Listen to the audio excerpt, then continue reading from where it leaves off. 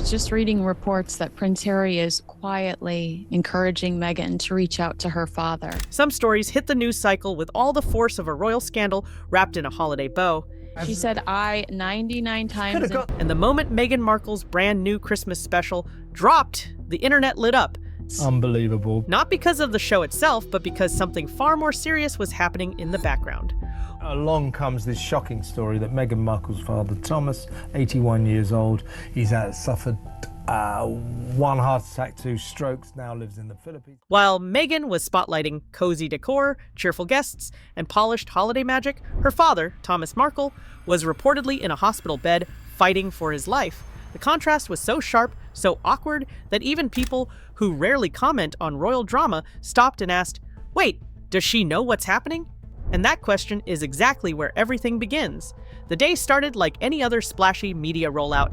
Netflix released Meghan's cheery holiday special, a project she had clearly spent months preparing. Soft lighting, perfect angles, a curated cast of friends and special guests.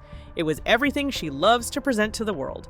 But as social platforms buzzed about her "With Love, Meghan" debut, another headline appeared, one no amount of soft focus cinematography could bury. Reports from Thomas Markle Jr. said their father, 81-year-old Thomas Markle, had been rushed into intensive care in the Philippines after emergency surgery.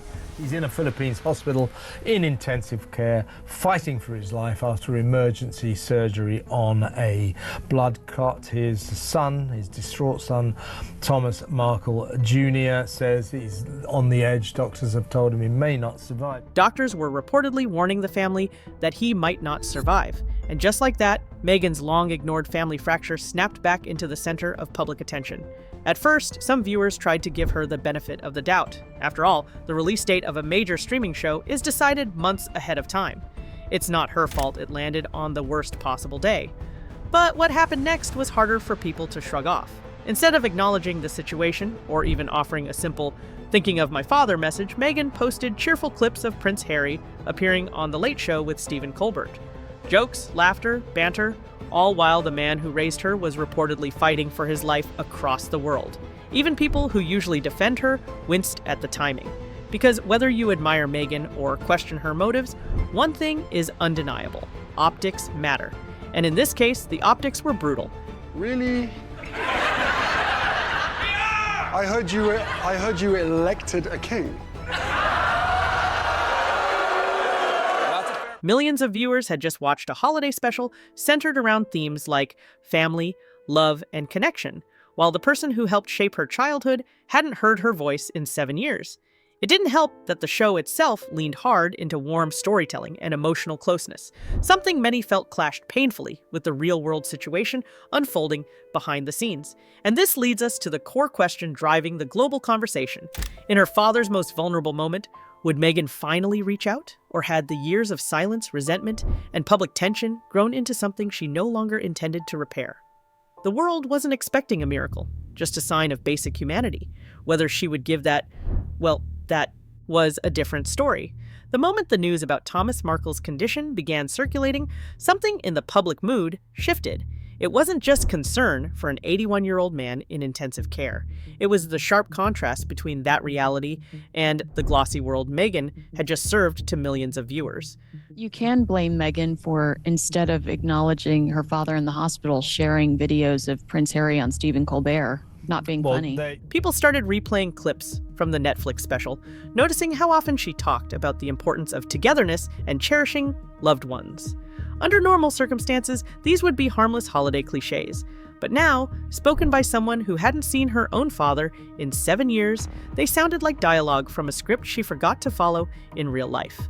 And the uncomfortable part? Meghan didn't seem to notice how strange the timing looked. Or worse, she noticed and didn't care.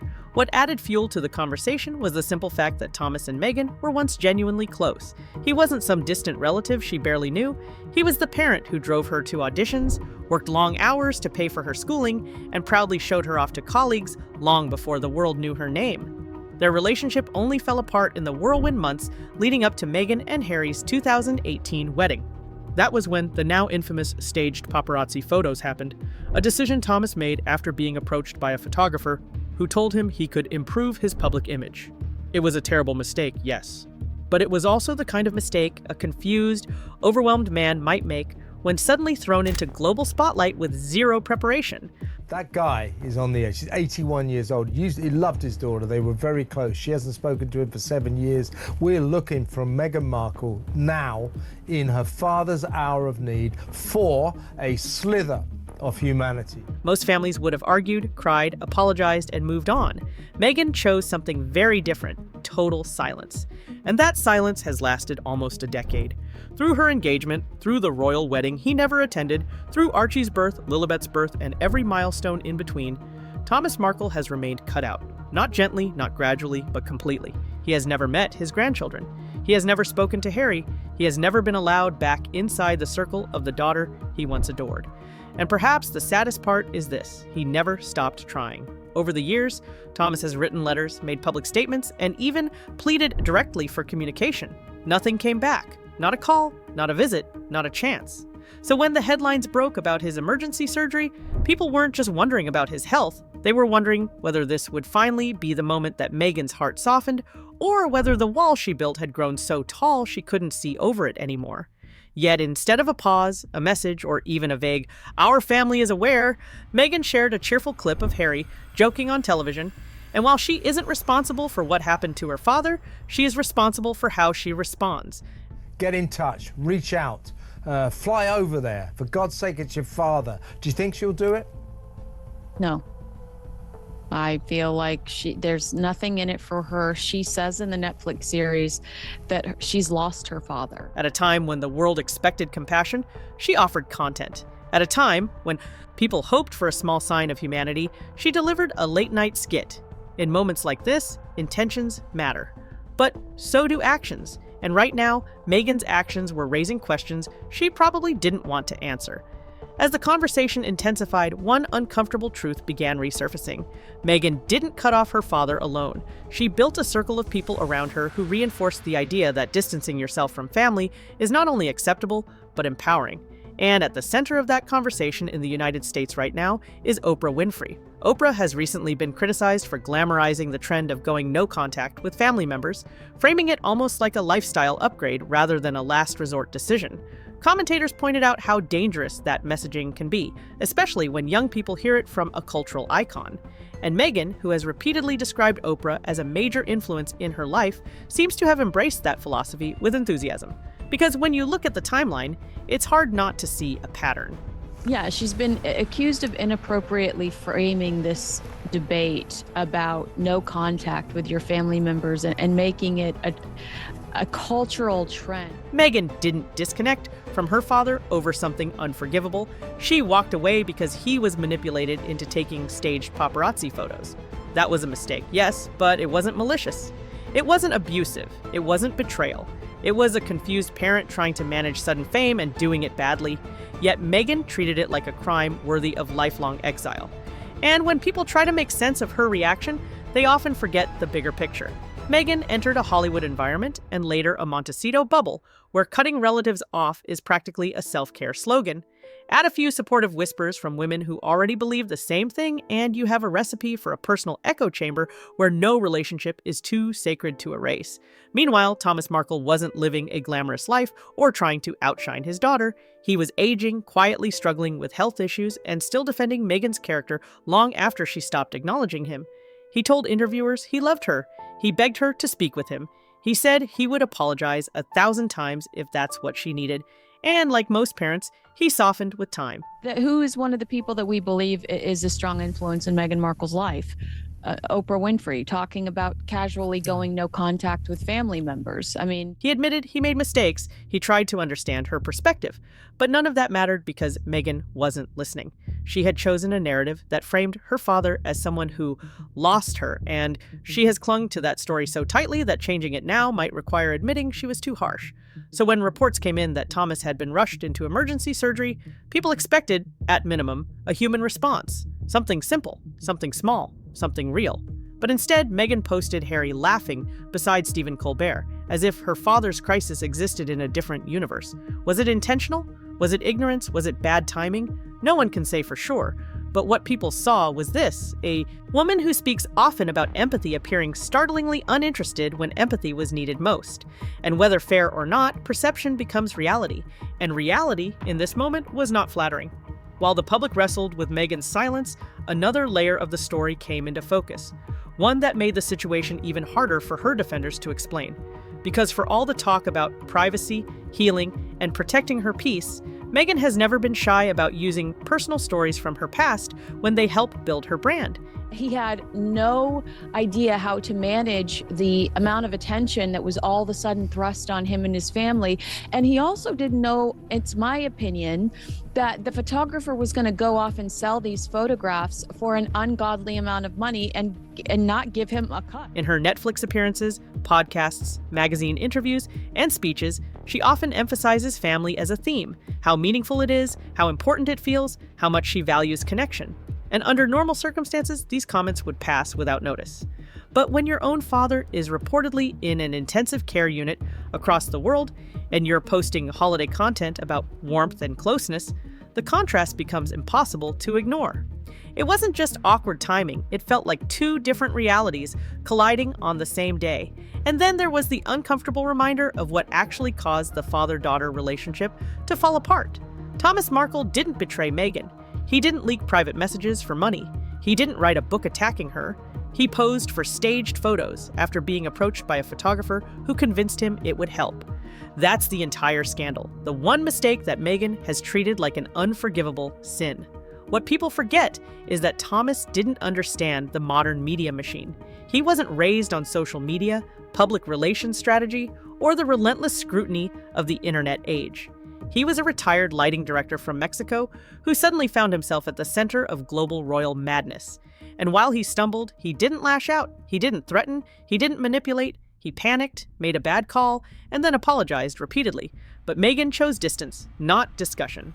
That's what made the day's events so jarring, because while Meghan was showcasing a picture-perfect holiday table and a carefully curated guest list, Thomas, her actual family, was fighting for his life. Even those who normally stay out of royal discussions found the optics chilling. A flashy media rollout on one side of the world, a struggling father at the edge of surviving on the other, and a silence between those two worlds so vast it felt almost intentional.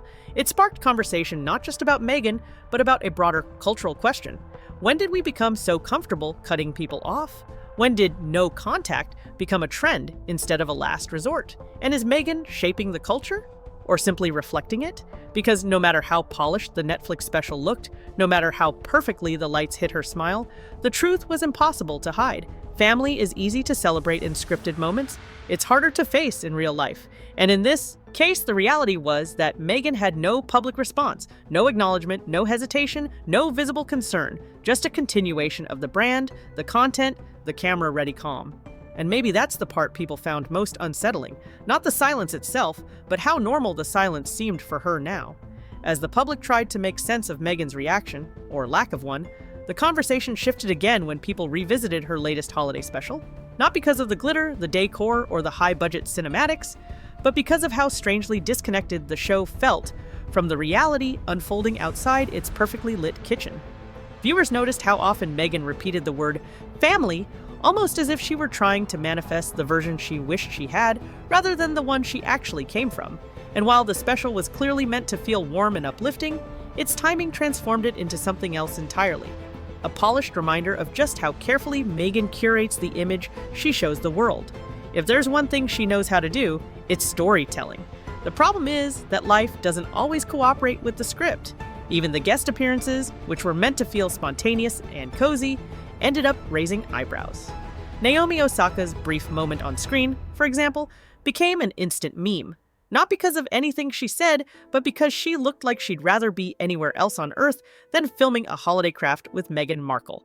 And who could blame her? One minute you think you're signing up for a friendly cameo, the next you're handed a plate of raw broccoli shaped like a festive wreath and expected to pretend it's gourmet. The awkwardness wasn't subtle. It was the kind of tension you feel when someone invites you over, says, "Make yourself comfortable," and then assigns you homework. Even Harry, wandering into the room for a quick appearance, felt more like a scripted cameo than a natural moment. And the poor guy still hasn't figured out how to look relaxed on camera unless he's telling a joke about King Charles or roasting himself. But the only moment that truly resonated with viewers, ironically, had nothing to do with Meghan at all. It was the dog. The little guy who showed up wagging his tail, unaware of cameras, lighting, or Netflix distribution deals. A creature that wasn't performing or posing or preaching, just existing. And maybe that's why people loved him so much. Because in a special built on perfectly staged authenticity, he was the only thing that felt real. Sadly, many noticed he had since passed away, meaning the special was filmed almost a year earlier. That detail didn't just add emotional weight, it reminded viewers that even the timeline of this production was carefully curated before the current crisis ever hit. And that brings us back to the present moment. Because while Meghan's show projected joy, connection, and soft-spoken wisdom, reality was standing at the door, waiting to be acknowledged. Thomas Markle, the man who once drove her to rehearsals and called her his brightest light, was lying in a hospital bed across the world. And for all the festive slogans and cozy messaging, the silence from Meghan was louder than any statement she could have made. People weren't asking her to solve every family issue or rewrite 7 years of distance. They were asking for something simple, just a sign that she still remembers the man who raised her. As attention began shifting from Meghan's holiday special to Prince Harry's surprise appearance on Stephen Colbert's show, the contrast between their public image and private family reality became even sharper. Harry has always tried to play the role of the cheeky, self-deprecating royal when he steps onto American television, but this particular appearance felt more like a forced audition than a natural moment. He walked out onto the stage ready with jokes about British royalty, historical grievances, and of course a jab or two at Donald Trump, lines that may have landed with Colbert's audience, but didn't land well everywhere else. And the timing couldn't have been worse. Here was Harry laughing it up on national television, while Meghan's father was reportedly in intensive care. For a couple that constantly talks about compassion, the optics were bordering on tone deaf. And then there was the performance itself. Colbert staged the moment like a sketch, pretending to cast a fictional film and acting shocked when Harry appeared behind him. The audience roared, but Harry's delivery was stiff, like he was reading lines from a cue card taped to the wall.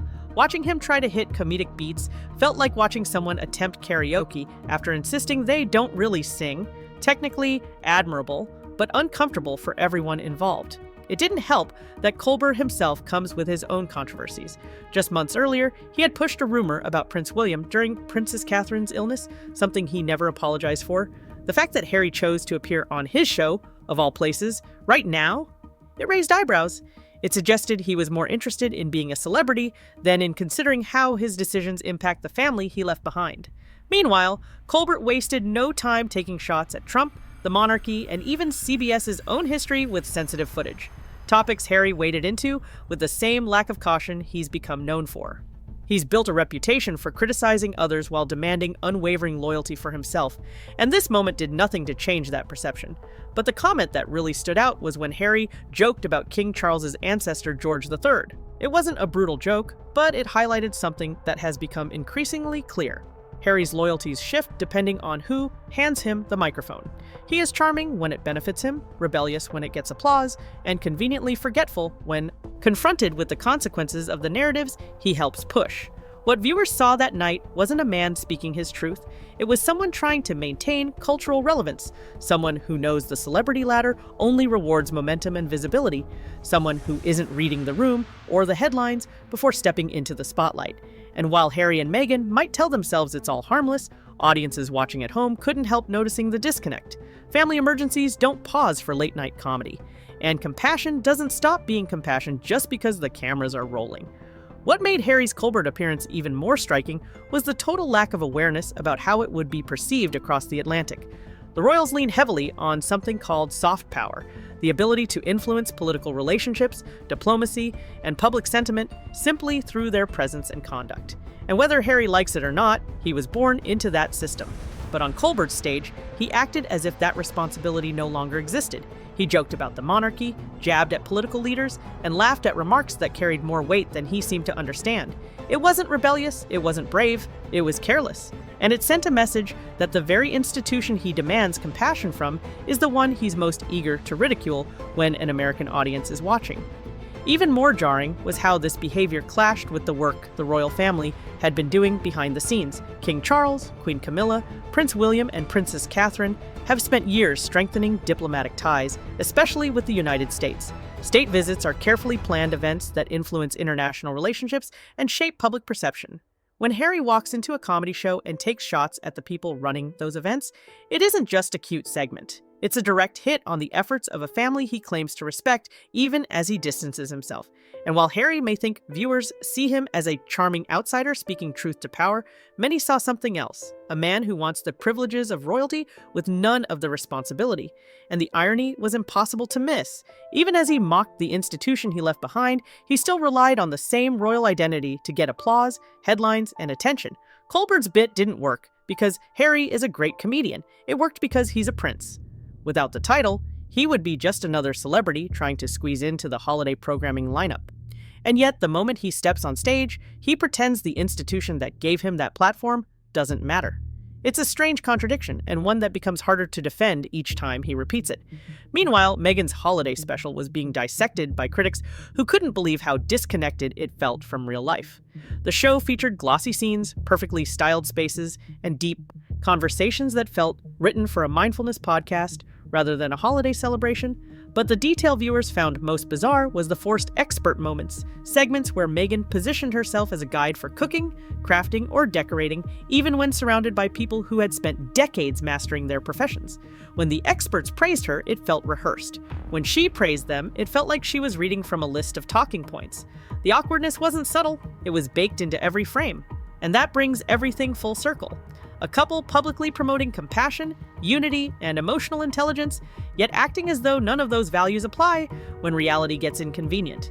For a pair so concerned with messaging, the message they sent this week was one of stunning disconnect.